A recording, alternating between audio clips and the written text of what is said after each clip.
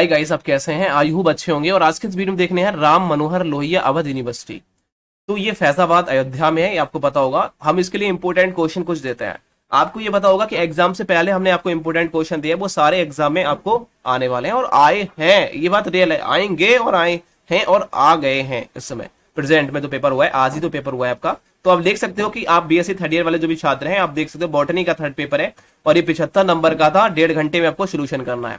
यहाँ देखिए 3 सेक्शन में इस पेपर को बांटा गया है। सेक्शन नंबर ए में हमें 5 क्वेश्चन करना है और इस पेपर को जो जिसने भेजा है उनके लिए सो थैंक्स यार, जैसे कि श्रद्धा यादव जी ने इस पेपर को भेजा है।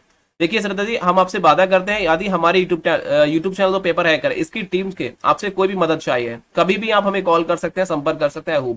ठीक है, हम आपकी हमेशा मदद करेंगे। सभी छात्रों के लिए कोई इशू नहीं है।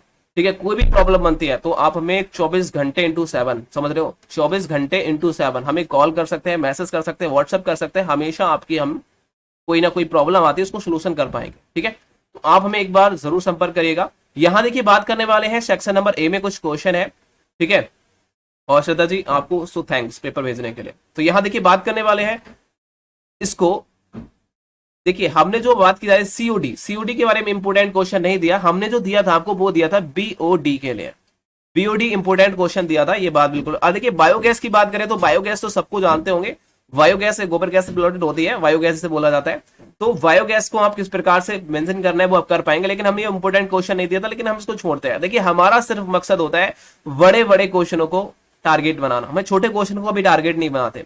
हमें बड़े बड़े नंबर को अपना बनाना है, अपना बनाना है हमें बड़े बड़े नंबरों को। वो मतलब कि ज्यादा ज्यादा क्वेश्चन की, जो एक क्वेश्चन आ रहा है और ज्यादा नंबर का है, 20 नंबर का है, 30 नंबर का है, 12 नंबर का है, तो ऐसे क्वेश्चन को हम अपना टारगेट बनाते हैं। सबसे मकसद यही हमारा पेपर है का, बाकी कुछ नहीं है। हमें आपको 85% दिलाने का जो वादा रहता है वो हमारा पूरा करते हैं, बाकी कुछ नहीं देखते हम। अब यदि बात करें यहाँ देखिए, इस क्वेश्चन को आप बिल्कुल बना के कराएंगे, कोई इशू नहीं है, मतलब कुछ कहने की जरूरत नहीं पड़ेगी। इस प्रकार से ये भी क्वेश्चन मैंने देखिए कृषि वानिकी के बारे में इंपोर्टेंट क्वेश्चन नहीं दिया था, लेकिन अब इसके बारे में बना देंगे। जैविक वर्धन के बारे में इंपोर्टेंट क्वेश्चन, देखिए मृदा उत्पत्ति के बारे में, ये देखिए फॉर्मेशन किस प्रकार से होता है मृदा का, ये क्वेश्चन पूरा फंस चुका है। और ये क्वेश्चन है हमारा कितने नंबर का, 5 नंबर का है, कितने का, 5 3 15 नहीं, 3 नंबर का क्वेश्चन है भाई। 3 नंबर का ये क्लियर हो जाता है।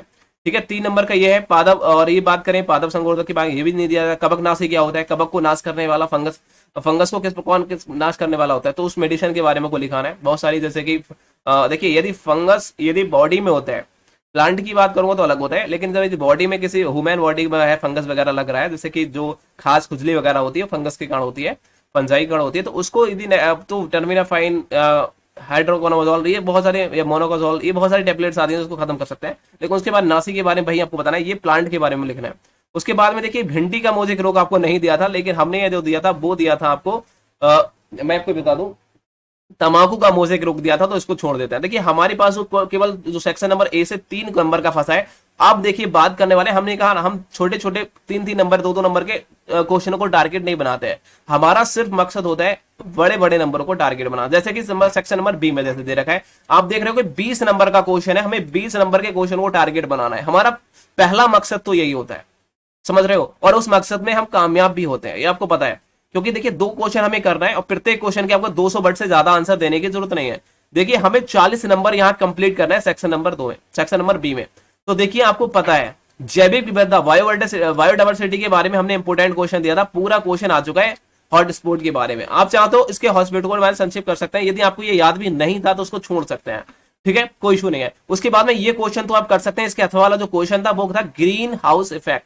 तो ग्रीन हाउस इफेक्ट क्या होता है, उसको वायु, देखिए जलवायु पर इसका प्रभाव क्या पड़ता है, ये क्वेश्चन पूरा क्वेश्चन आप कराएंगे। ये 20 नंबर का बन जाता है। आप मुझे बताओ, हमारा मकसद जो होता है वो हमारा जो टारगेट रहता है वो होता है बड़े बड़े नंबर को टारगेट बनाना। ठीक है, हमें 85% प्लस लाने का वादा है। ठीक है, तो वो हम पूरा करते हैं, बाकी हम किसी चीज को नहीं देखते। हमारा 3 नंबर का ऊपर फंस चुका है, बाकी 20 नंबर का ये फंस चुका है। ग्रीन हाउस इफेक्ट एक क्वेश्चन हो गया, 2 क्वेश्चन हमें करने हैं। देखिए भारत में जो उष्ण कटिबंधीय जल जो जंगल है उसके बारे में, लेकिन हमें इंपोर्टेंट नहीं देता तो छोड़ देते हैं। लेकिन हाँ, अगले साल को हम आपको जो नेक्स्ट ईयर में आपके पेपर होने वाले हैं वो आपको आपके हिसाब से इंपोर्टेंट क्वेश्चन देंगे, याद रखिएगा। ठीक है, अगले बार में। उसके बाद में देखिए जलमोत्सव क्या होता है, इसको भी छोड़ दीजिएगा, इसको भी छोड़ दीजिएगा, ये हमने इंपोर्टेंट क्वेश्चन नहीं दिए थे।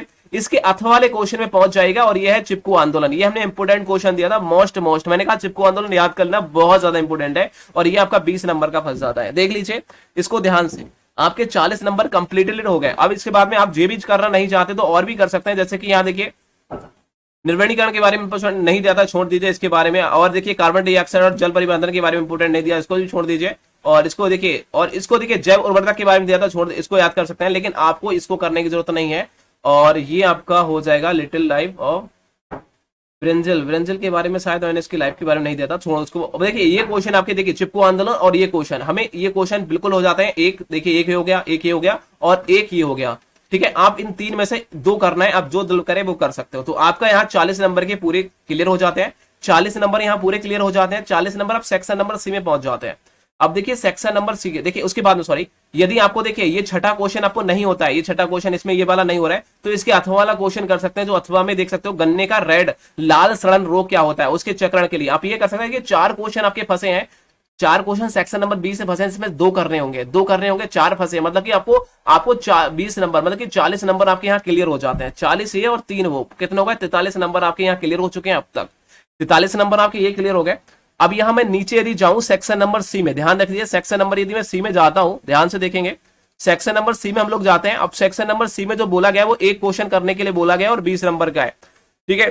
पहला ही क्वेश्चन जो हमने इंपोर्टेंट बोला था वो पूरा क्वेश्चन आ सका है, जैव विविधता क्या होता है, उसके संरक्षण की विधि करनी, पूरा क्वेश्चन आपका 20 नंबर का फंस चुका है। आप चाहे इस क्वेश्चन को कर पाएंगे, 20 नंबर का, या फिर आप नीचे चले जाइए, जिसे कहते हैं आलू का जो अंगमारी होता है, अंगमारी रोग जो होता है ना, एक अंग सड़ नीचे गड़ जाता है एकदम, ठीक है, झुक जाता है, झुलना होता है अंग, एक मतलब कि झूल जाता है, नीचे साइड को गिर जाता है, उसको किस प्रकार से रोकथाम, पूरा क्वेश्चन आ चुका है, ये 20 नंबर का ये फंस चुका है।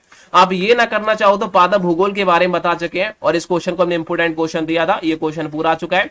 यदि आप ये भी करना ना चाहते हो तो आप पादप रोगों के जैविक नियंत्रण के बारे में बता सकते हैं, ये भी क्वेश्चन हमने इंपोर्टेंट क्वेश्चन दिया था।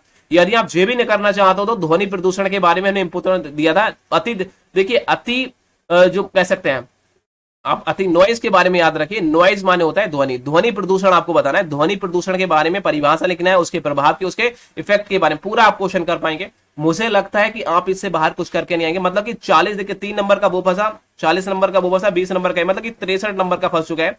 63 नंबर का आप लगा सकते हैं कितने नंबर का क्वेश्चन पेपर था, तो आप कहेंगे 75 नंबर का क्वेश्चन पेपर था। कितने का? 75 का था ना, 75 का, एक मिनट देख लेते हैं। एक क्वेश्चन पेपर था आपका 75 नंबर का। अब आप लगा सकते हैं राम मनोहर लोहिया अवध यूनिवर्सिटी में आपके 63 नंबर आ चुके हैं 75 में, मतलब कि केवल जो फंसे हैं 7 और 5, 12 नंबर आपके नहीं आए, ठीक है, वरना पूरे क्वेश्चन आपका फंसा है, मतलब 12 नंबर का नहीं फंसा। अब लगा सकते हैं इंटू 100 से, अब देखिए 6300 को भाग कर दीजिए 75 से, आपका जो भी परसेंटेज आएगा वो आपके सामने आ जाएगा। कोई इशू नहीं। आज की वीडियो कैसी लगी कमेंट सेक्शन में आप जरूर बताइए। आशा करता हूं वीडियो पसंद आई, चैनल को सब्सक्राइब कर बेल आइकन को प्रेस करेंगे और ज्यादा से ज्यादा दोस्तों को शेयर करेंगे। Thank you.